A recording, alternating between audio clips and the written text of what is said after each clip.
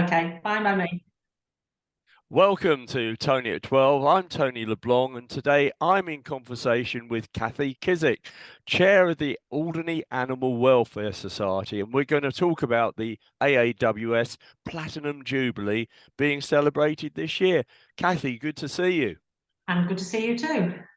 Tell me, let's start off with the founder, Mrs. Margaret Cosby, back in 1953. She had some foresight, obviously. Yeah, she did. She arrived back on the island, to the devastated island, in 1951, and was a qualified human nurse, Right. and came back to find animals that had been abandoned, animals that had been taken on by both the English and the Germans, and then just been abandoned, and lots of feral cats. And it was at that time that she became, and her logo then was actually the protector for the defenseless, Yeah. because there wasn't anybody to look after these animals on the island. And obviously they came back to a devastated island, they had to rebuild their lives. So animals probably weren't at the forethought or the front of their thoughts. And it was very different then. People treated their pets very differently. They were often working animals rather than just pets, and they were trying to feed themselves and build their lives back up again. So she took on that position on the island of being that protector for the defenseless. I mean, obviously, human nursing is totally different to vet nursing, so she probably had to learn a few things as she went along. It is and it isn't. Way back then, veterinary nursing wasn't really even on the radar. It Yeah. wasn't until the 1960s that veterinary nursing became, we were then registered animal nursing auxiliaries. We weren't even allowed to use the term nursing. It was protected by the human nursing. Right. So it wasn't really a thing. So the 1966 Veterinary Surgeons Act hadn't come in. So there was very little legislation. So she could really do anything she wanted to, but it was very basic nursing. And Yeah. it was And obviously, difficult. she didn't have the sort of facilities that you've got now. No. You know. She started off with nothing, and she actually took on and built up the animal welfare at what is now the Mai Tai, the Thai Yeah. restaurant. That was the original base, and it was literally just rooms and a wooden table. And then she begged, borrowed, and stole anything she possibly could. So it was an anaesthetic machine they eventually bought in the early 70s. But she had a table from the dentist. It was a dentist chair that was adapted to a table, and that was really all they had to start off with. So an amazing woman, so resilient. Yeah. Yeah. Very much so. How old was she when she came back? Do we know? I don't know how old she was. She wasn't married at that stage, so she Yeah. didn't marry Brigadier Cosby until later on in the 50s. So Right. I would have thought she was probably, mid-20s, I would have thought. Yeah. Yeah. Yeah. Okay, that's interesting. And she was an Islander, was she? As far as we know. You know, She was an she. islander. Yeah. She Yeah. was an islander, and she had a little group of people that she gathered around her on the island to help her with this precious work. Yeah. And to start off with, a lot of it was the feral kittens and the feral cats, who were very badly treated well into the late 70s, 80s Yeah. on the island. Yeah. Yeah. How about the premises? How did you come across the premises? Because they are in your ownership, aren't they? They are building. It was original a mill, I think, originally, Yeah. and he bequeathed that in the early 1970s to Mrs Cosby for the Animal Welfare Society. And it was only the sort of right-hand side of the buildings that were now the old pet shop and the kennels. So they had built the left-hand side with money that they had been bequeathed. They had quite a big bequest left to them in, again, the early 1970s. I think it was about 30, well, it was big at the time, it's £30,000. And they used that just to help to build and expand the flat. So they built the left-hand side, which is now, and that flat was for a kennel manager, because they already had, then they had the kennels. The Jersey Society gave them the kennels. Yeah. When they rebuilt. I think that was late 70s, early 80s. And then with the money that they had from this 30,000, they spent 24,000 building the second flat with the idea of having a resident veterinary nurse in.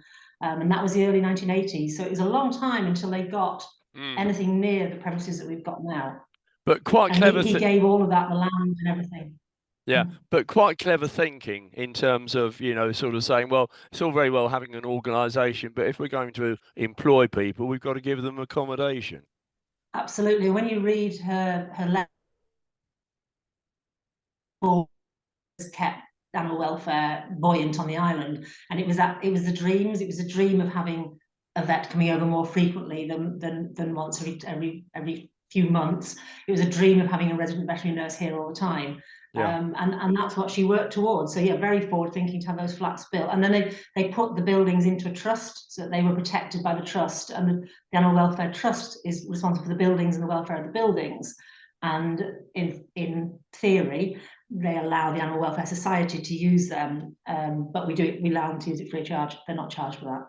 Yeah, yeah, and I mean you've got sort of a lease in perpetuity, have you, sort of thing? Yes. Yeah, yes. yeah. So you're protected from that point of view. Very Of course, protected. winding back to the 1980s, there were a couple of veterinary surgeons on the island, weren't there? So I guess your situation has changed quite a bit over the last few years.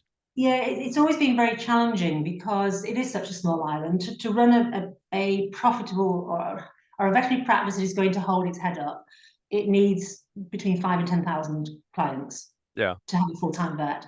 And obviously with 2,000 residents on the island, all of which haven't got animals, it's a non-starter because everything has evolved. The cost of drugs, the treatments expected, the equipment that's expected, it has changed very much from when Mrs Cosby was here, and she was doing what she called animal first aid. She called them animal first aid clinics. Yeah. So when the vets lived on the island, they helped out, but they come, they go. We have to have something on the animal welfare that we can rely on. That is a plan that will always work regardless of what else happens on the island. Mr. Blanc from Jersey, who is still alive, was the Jersey States vet, and he came over. Originally, he came over every week, and then he would fly over himself if he was needed for something like a cow cesarean or a large animal emergency. And then he would come over and do the clinics exactly the same as we do now. But we found that because veterinary nurses are now registered professionals, are empowered in their own right, we can do a lot more because we're all qualified. So we can do a lot more than the nurses that were originally here in the early 80s. So we don't really need that vet, and we can't really afford that vet other than that once every 2 weeks. Yeah, because I mean, obviously vets don't come cheap, especially if they're hanging around in Guernsey Airport because of fog and stuff like that. And it's not. If we had a vet here full time, you wouldn't need the nurses. No, because you couldn't afford the nurses. Let's talk about you, because your professional involvement with vet nursing, because not only are you a qualified veterinary nurse, but you're a moderator, I believe. Is that correct in terms of I'm a what? Sorry, a moderator in terms of the examinations? I am, yes. I'm on the Royal College of Veterinary Surgeons Veterinary Nursing Council, so I was lucky enough to be elected member for 2 stints, and then I was appointed as an appointed member for 4 years. I have 1 more year left with them, and within that I'm also asked and invited to be an accreditor. So I moderate and accredit all veterinary nursing qualifications. So all the university qualifications, the degree veterinary nurses, and all the awarding organisations. So we go out and we set the standards. So I wrote the standards for education for veterinary nursing, and now I am one of the panel members that goes out to maintain those standards and withhold those standards. That's quite an achievement, isn't it? Yeah, I think so, yes. I enjoy doing it. My background from being a veterinary nurse in practice, I went into education quite quickly. Yeah. I was lucky enough to be head of department in the largest veterinary college in the country. We went from 16 students when I started to 500 students when I ended. Yeah. How did I was saying we've got a little bit of a problem. It's cutting in and out a little bit, but we'll keep going. We'll be solid on the whole thing. How many years does it take for a veterinary nurse to qualify? Between 2.5 and 3 for a diploma in veterinary nursing. It's 3 or 4 years if you want a degree. Yeah. Okay. So that's part-time and or full-time, but you have to do time in veterinary placement. In practice. Yeah. Okay. Coming back to the Animal Welfare Society, it must cost quite a bit to run the thing. What's the sort of what is the cost of the operation roughly per year? It is very expensive to run it. We are non-profit making charity, a registered charity with Guernsey Charities Commission. We try to run it without having lots of money held in the bank, because the monies that we make are there for the animals on the island. We're paying huge amounts. Obviously, we've got 2 veterinary nursing salaries to pay and a vet salary, because although he only comes once every 2 weeks, the money that we pay to Dr. John Knight is making sure that we have a vet on call 24/7. Yeah. So there is always a vet, video link, phone call link. Yeah. So you've got 3 almost full-time salaries to pay and a kennel cattery salary to pay. Yeah. And the overheads obviously on electricity. It is a huge amount that we're covering, because we try to keep those prices down. We're talking hundreds of thousands. Oh, hundreds of thousands, yeah. Okay. Yeah. And of course the thing is now that you provide, you know, lots of services in terms of the surgery. You've got a very expensive X-ray machine, which is presumably very useful. And on the other side, you've got the kennels and the cattery. Yes. So can you tell us a little bit about the clinic side?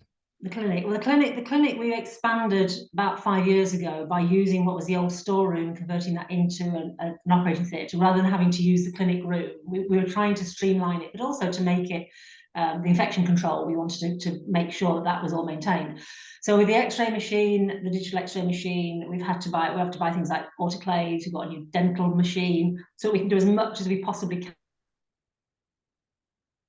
Ireland. New operating table. We always have a wish list. So the wish list we will be publishing this year to try and encourage people to help us where they can. So things like a new operating lamp, that things need to be moved on and changed. So we started with quite a small premises and expanded that as much as we possibly can. It has everything that it should need in a veterinary practice. So the Royal College have been over a few times, because I obviously know them from Veterinary Nursing Council, and they'd come over out of curiosity to see what we're doing. And are actually, wow, you have everything that we would have in a very small practice in the UK. There's nothing that we go without. Our nurses are lucky enough now, as qualified nurses, can do minor surgery. They can't enter a body cavity, so they can't do the routine operations and the nutrient, things like that. But they can do stitch-ups. They're legally allowed to do that. And we have compensation from the Royal College to allow us to do slightly more than we would do in the UK without breaking our code of conduct. Yeah. So we're doing it with the vet on the end of a video or a phone, rather than him being stood next to us. So that means that we have to have very experienced nurses to be able to undertake that.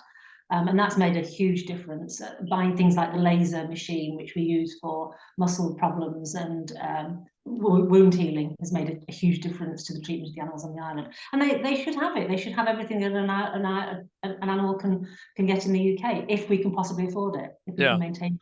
And it's things like the big costs, things like servicing the equipment. So we have to fly somebody over, and we have to pay for them to stay over to service our X-ray machine, our anaesthetic machine, our autoclave, our dental machine. And that's a huge expense. That's thousands for us to pay out. But it has to be done for safety. Yeah. So, I mean, for a small island with a population of just over 2,000, we're pretty well catered for, aren't we? We're very well catered for our animals on the island, yes. Yeah, that's good. And I'm right in saying there's never a charge for euthanasia, is that right? We don't charge, and that was Mrs Cosby. And when you read her old letters, that was that's what started it all, really, is that she felt that if she didn't charge, then people would bring in the feral kittens or the unwanted kittens, and they would either then rehome them, or if they were really, really poorly, they would euthanize them.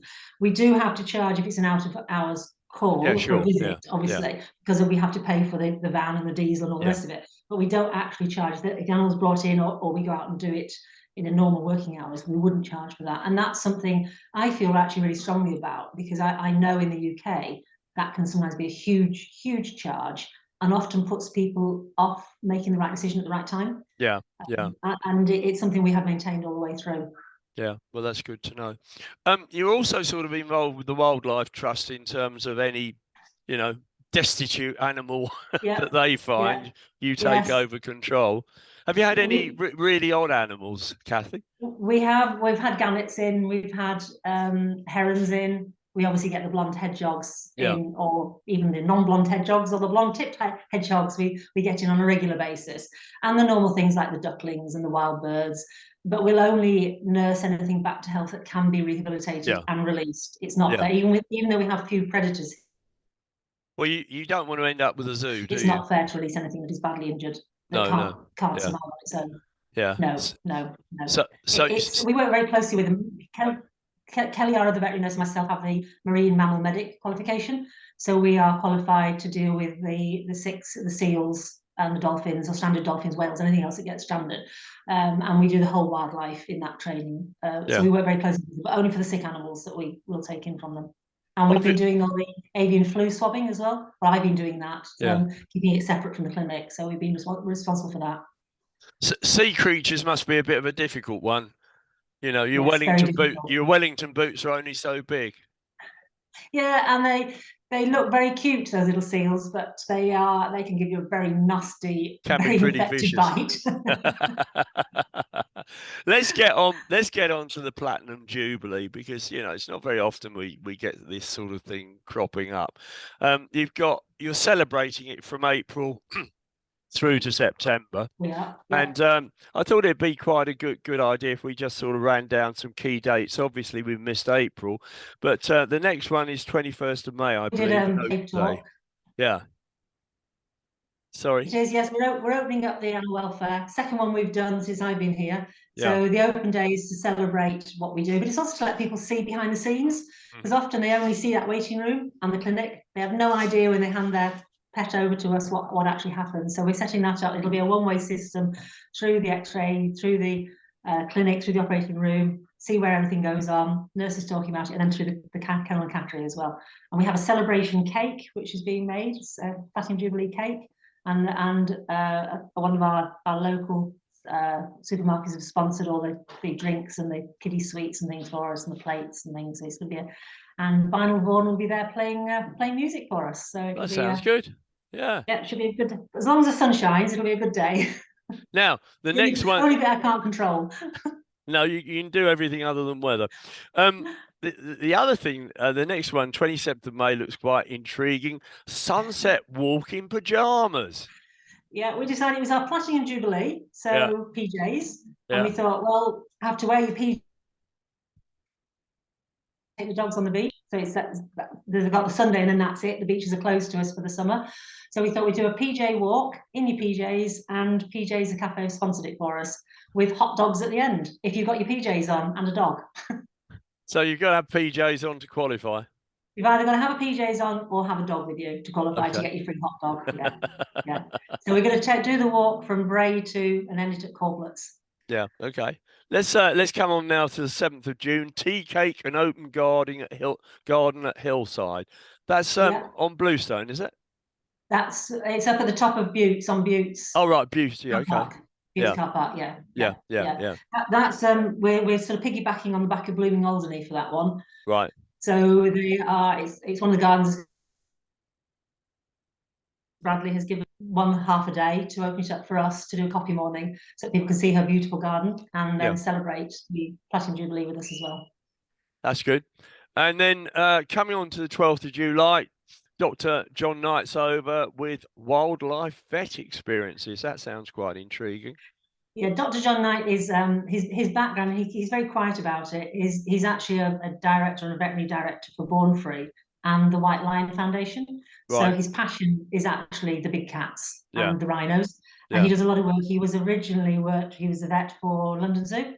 Way back after he qualified, so he does a lot of work even now out rescuing lions that are taken on as pets, which still happens both in Europe and further afield, and then getting them back and rehabilitated, and animals that are kept in zoos in appalling conditions.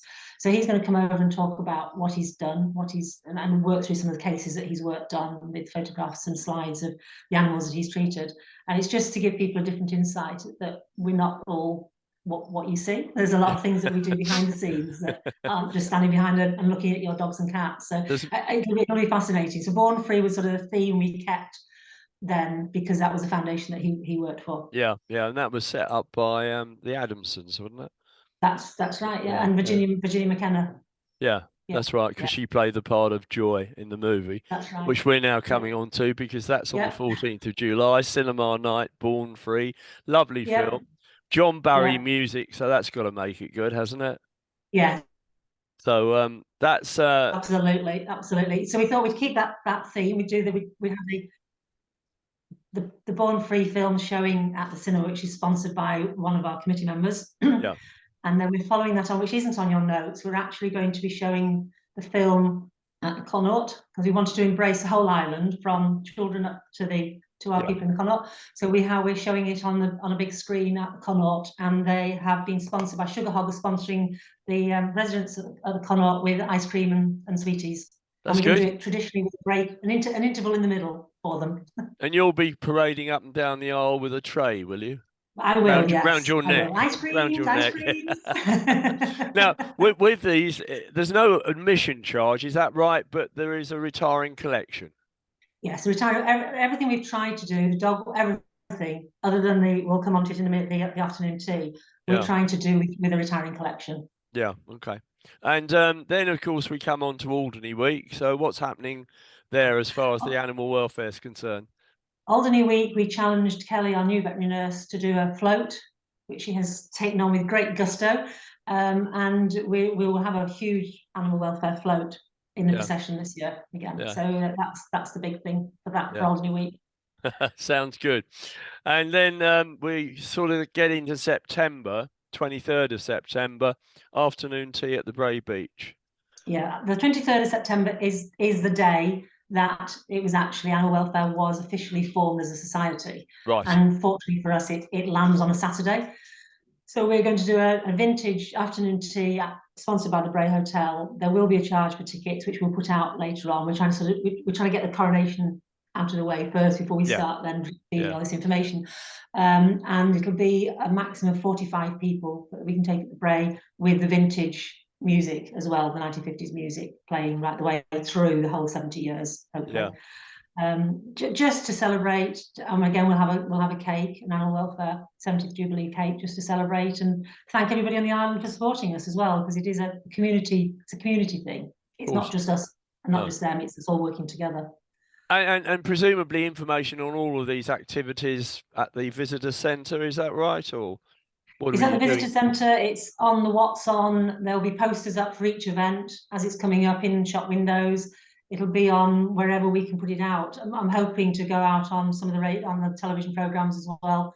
It'll be on the Guernsey radio, because we get a lot of Guernsey visitors and a lot of Guernsey clients as well that come over with their pets. So we'll advertise it wherever we can. But they can always pop into the clinic, or they can always pop into Senior Cycle and Surf. Now, on a date sometimes. You've revamped the membership package, haven't you? We have. Yes. I mean, inevitably these things go up, but lots of extras included. Yeah. Yes. We had we were a bit tardy really with our membership. We've been so busy expanding animal welfare, changes of nurses. I mean, veterinary nurses and veterinary surgeons are like hen's teeth at the moment. There's a shortage of them in the UK. There's been big changes because we're not bringing them in because of Brexit. Can't bring them in from the EU as easily. And it is difficult. It is a challenging position to have over here. So our concentration over the last sort of 4 or 5 years has really been on getting that staffing right. And then we decided, right, we need to look at the membership. We need to give something back, but we need to stay afloat. We have to have an income to keep us going. So we revamped and upped for a membership. Now that is per family, that isn't per animal. So that is a family membership. Yeah. Or a house number membership for £50. Kathy, so still less than £1 a week. Yeah, we just had a break there. Can you just repeat the subscription rate, please? Yeah, the subscription fees are £50. Yeah. And that is per family or per address, not per animal. So less than £1 a week. And for that £50, you would get 10% off your worming and fleeing tick treatments, 10% off all your booster vaccinations or first vaccinations, 10% off any neutering, and 10% off prescription diet. So that's if you're on a specialist diet, something like a diabetic diet or a diet for the welfare of your pet. And those are all what we call preventative care. So we try to encourage people to prevent disease and things happening to their animal. Anything other than that would be at full cost. We're also offering various discounts or various extras for we're having a free 6-month health check with one of the veterinary nurses. So they'll do a full check and then recommend if anything needs doing, again, as preventative care. They'll do a free dental check through the year and a free nail and weight check. So weight is very important because weight can be a good indication of problems, but a good indication if they're becoming too overweight of problems that may occur later. And on the back of that, they can then give recommendations whether your animal is full MOT, is absolutely fine, or whether we need to start thinking of some other further treatments. And all of that is included in that membership. What about if you've got more than one animal? It's still only £50, and they will get all that 10% off all those animals. So if you've got a dog and a cat, if you've got eight animals, you'll get 10% off every one of those 8 animals. And the inspections? They would all be free. Everyone will get a free health check in the year, because our nurses are there anyway, so they may as well be helping the animals and preventing being ill. That's what we're there for. We don't want anything to be ill. We want to prevent it or to catch it very quickly. And we felt that when we talked to the nurses and we talked to the committee, we felt that that was the best thing for us to offer. And also to encourage people to come in, because you'd be amazed at how many people on the island only ever come in when their animal is in their vintage years and is very poorly. We'd like to see them beforehand to make sure they don't become poorly, and also to get to know them. Yeah, sure. Yeah. Well, that makes a lot of sense. So that's interesting. So if you've got a dog and a cat, you get the various health checkups included, and that's good to clarify that. Now we're sort of checkups included, with the veterinary nurse, yes. Mr. Zoom has said we've only got 7 minutes left, so I know you wanted to talk about imported rescue dogs, because you're a bit concerned about the fact that health checks and everything else. So I'll leave the stage to you. Imported rescue dogs, I applaud anybody who rescues any animal whatsoever, and obviously there is a big drive from the rescue centres for all people to have rescue dogs rather than getting a pedigree dog or buying a new puppy, which is to be applauded. However, that comes with a bit of an issue, and the issue is that many rescue centres perhaps are not testing these animals as close as they can for diseases that we don't get in this country, or the UK, or in the Channel Islands. And it is a worry to me that people will take on animals that have an underlying condition or a disease that's not been tested for. And some of these diseases don't show any signs until the animal is under undue stress or something happens to them. It not only is detrimental to the animal, but it's also very stressful for the owners. Rescue dogs need homes. They're in a position in the kennels where they need a loving home to go to. But as with any dog, any puppy, any kitten, any animal, you need a little bit of advice before you take them on. So all I'm saying is, please come and speak to the veterinary nurses. Talk about what you'd like, talk about what you've been offered, talk about the alternatives, and talk about the checks that need to be made before those animals come over to Alderney. Whether it's tests, whether it's looking at their vaccination certificates, whether it's looking at their old passports, that's really important, and it's often very difficult for a client who doesn't really know what they're looking for. Yeah. The nurses are well experienced at knowing what those animals have had and what they need. And it's just really to protect the animals, but to protect the owners as well, because it can be very costly and it can be very distressing if an animal ends up being put to sleep or in fact dying because of the disease that they're carrying. We can't always detect them, but we can make recommendations before. I think it's all about informed consent, I think is what I'm saying, that they know what could happen and they know what we can offer. But talk to the nurses, they're the experts. And so from that point of view, of course, there are no dogs bred on the island anymore, presumably, are there? Do some people have puppies? Or? And they can be. There's nothing to stop them being bred on the island. Yeah. We try and dissuade people from breeding dogs or cats because it's all right until it goes wrong. Yeah, sure. And if it goes wrong, the nurses cannot do cesarean sections. We can deliver kids and puppies, but we cannot do cesarean sections. So there is always a risk that it might go terribly wrong. So we try and discourage that as much as possible. But it's just knowing, just tell us what you'd like. We don't want to dissuade you from having a pet, but we'll try and give you the right information to give you lots of choices rather than you arriving with a dog or a cat that is either unsuitable for you or the island or for your family, or in fact could have or could be carrying some diseases that you're not aware of. Yeah. Kathy, it's been a great pleasure to talk to you, and thank you very much for your time. Wish you and the animal welfare all the best for the Platinum Jubilee. I mean, I do think it's a fantastic achievement. And, thank you very much.